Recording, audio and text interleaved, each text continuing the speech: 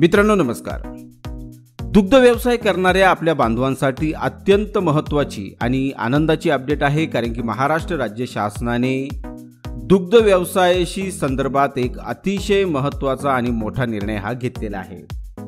मग हा निर्णय नेमकी काय आहे, त्याचप्रमाणे दुग्ध व्यवसाय करणाऱ्या आपल्या बांधवांना नेमकी या निर्णयाचा फायदा काय होणार आहे आणि महाराष्ट्र राज्यात नेमकी कोणत्या भागामध्ये या निर्णयाची अंमलबजावणी केली जाणार आहे, याबद्दलची सविस्तर माहिती आपण या व्हिडिओद्वारे पाहणार आहोत। त्यामुळे मित्रांनो, या व्हिडिओला मध्येच कुठेही स्किप न करता अगदी शेवटपर्यंत पहा।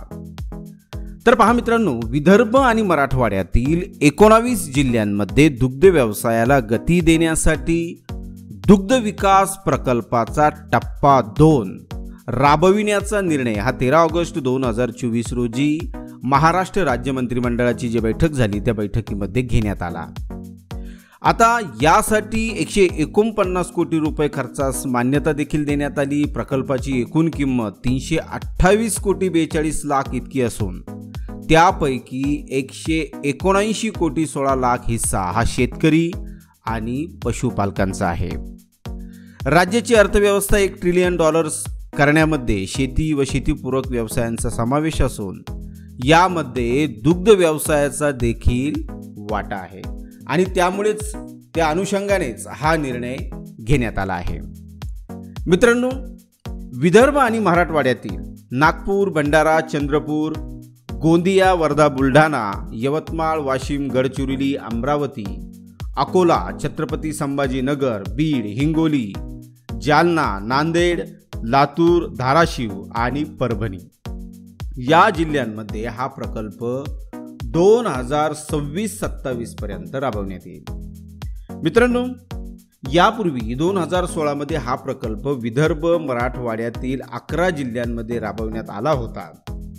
या प्रकल्पात गोठीत रेत मात्रांचा वापर करून कृत्रिम रेतनाची व्यवस्था, तसेच भ्रूण प्रत्यारोपण करून दुधाळ जनावरांची संख्या वाढविणे, शेतकऱ्यांना वैरण विकास कार्यक्रम, संतुलित आहार आणि दर्जेदार चारा पुरवठा करणे, पशु आरोग्य सुविधा पुरवणे, उच्च दूध उत्पादन क्षमता असलेल्या गाई म्हशींचे वाटप करणे, शेतकऱ्यांचे उत्पन्न वाढवून रोजगार निर्मिती देखील करणे अशी उद्दिष्टे आहेत।